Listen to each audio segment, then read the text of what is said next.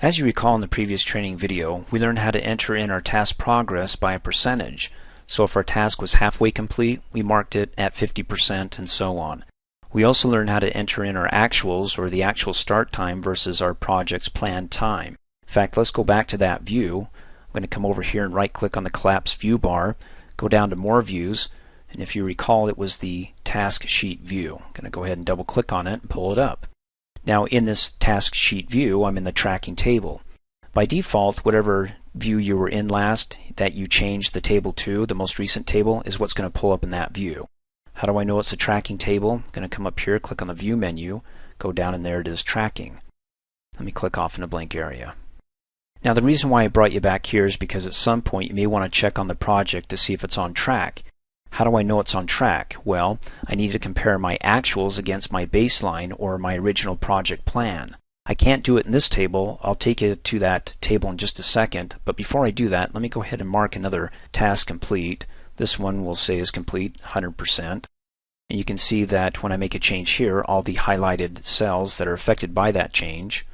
I'm going to come over here and say that instead of starting on August 11th, let's change it and say that they were able to start this task actually a bit earlier, like August the 7th here. I'm going to go ahead and click Save to get rid of those highlighted changes. Okay, so now that I updated that task, I now want to check to see if my project is on track. To do that, I'm going to come up here and change tables from View down to Table, and it's the Variance table. I'm going to come up here in between the two column headers and double click really fast to best fit the task name column so I can see all the tasks there. And you can see the other columns. I have my start and finish columns. Now they don't say actual start or actual finish because the start and finish columns are actually showing us two things. Anytime we update a task and we have an actual date, it writes it over here in the start column. But for those tasks that we haven't marked completed yet, it'll hold its original start date or baseline date, like down below here, okay? So you're looking at your start column and you want to compare it to your baseline start where it never changes because that was the original plan of our project, as you recall if you watched the baseline training video. And be sure that you always set your baseline or save it before you start entering in your actuals, because if you don't, then this isn't going to make any sense because you'll have nothing to compare it to. So you can see my original plan was to start on August the 1st for the examine software task, but it was delayed because writer 1 was sick. So it started on August the 5th.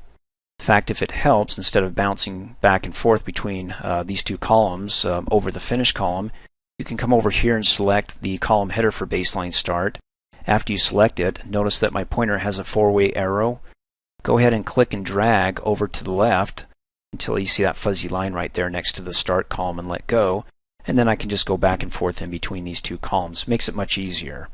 And then I can go from finish to finish.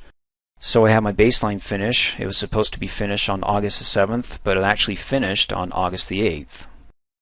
Now over to the right you have your start and finish variance columns. Anytime you see a positive number, that means it was a delay. Anytime you see a negative number, that means it was completed earlier than expected, or earlier than the baseline here. So let's see if it makes sense. The baseline was to complete on the 14th, but this task completed on the 13th, so we're ahead one day.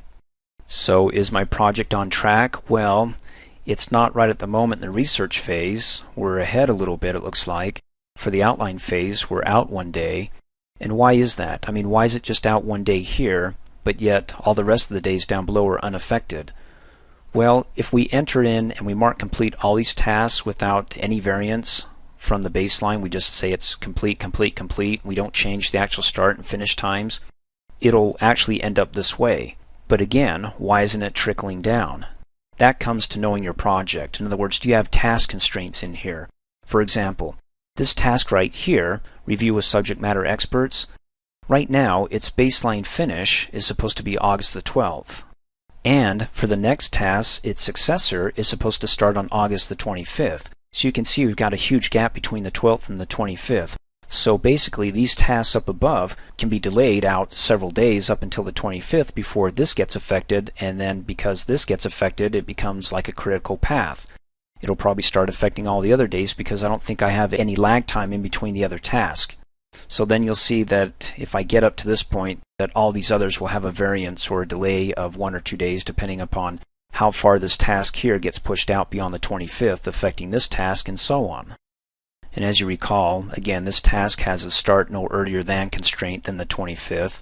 Even though it's linked to its predecessor here, it still cannot start any earlier than the 25th. You can double click, go to the Advanced tab, and there it is. The constraint, do not start any earlier than August the 25th.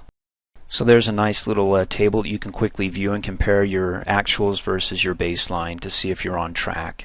And again, we may not be on track right now because of the variances here, but if we keep going the way we're going and we don't have any other interruptions, then we should be on track, at least for the project end date, which is targeted to September the 18th. Thanks for watching. Hey, as a quick reminder, if you like my video, please give it a thumbs up. You can also click on me and subscribe to my channel, get notified of the latest videos, and for only $2 a month, you can have access to all my Microsoft Office training videos.